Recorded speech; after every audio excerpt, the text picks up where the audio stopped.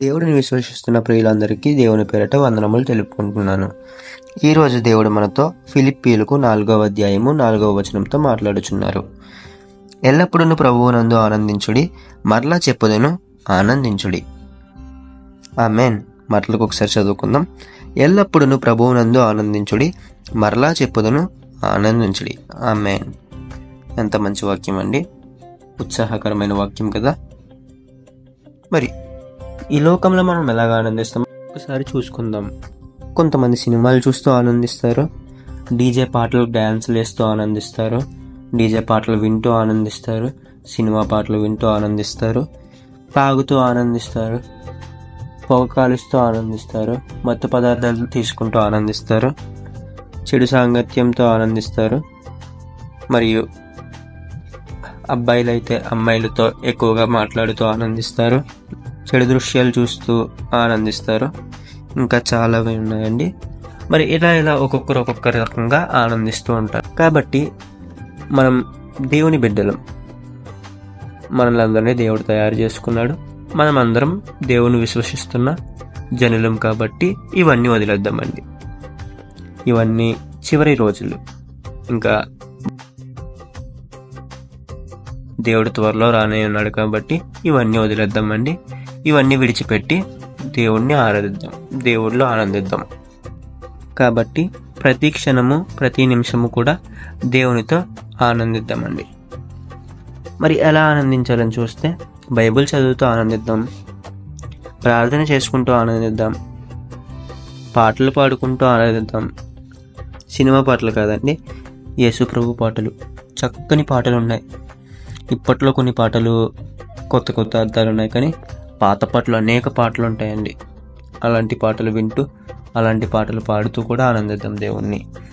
అలాగే దేవుని కొత్తవి పాతవని కాదండి, అన్ని పాటలు దేవుని కొరకు, దేవుని స్తుతించేటట్లు ఉంటాయి. కాబట్టి విందాం, అన్ని పాటలు కూడా వింటూ ఆనందిద్దాం.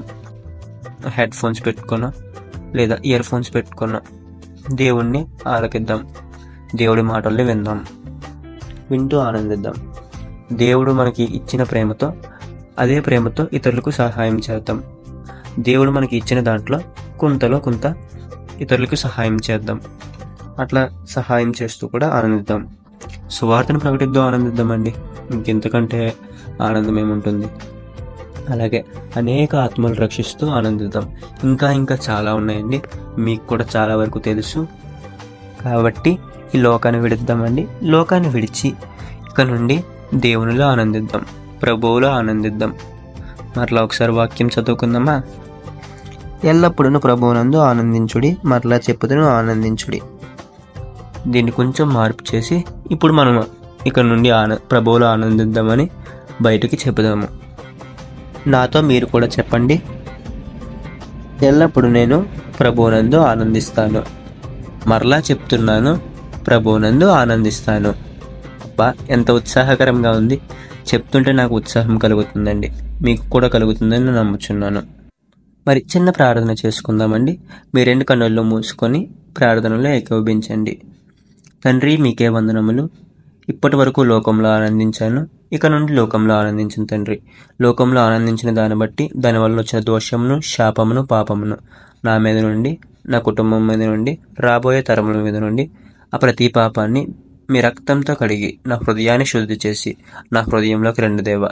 ఇప్పటి నుండి నేను మీతో ఆనందించాలనుకుంటున్నాను, మీలో ఆనందించాలనుకుంటున్నాను. ప్రతి పనిలో కూడా, ప్రతి క్షణము కూడా మీతోనే ఆనందిస్తాను తండ్రి. కాబట్టి నాకు సహాయము చేయండి. ఈ చిన్న ప్రార్థనలో ఎటువంటి తప్పులు నాకు క్షమించి మీ పరలోక రాజ్యానికి చేర్చుకోమని యేసుక్రీస్తు నామంలో అడిగి వేడుకుంటున్నాం పరమ తండ్రి. ఆమెన్.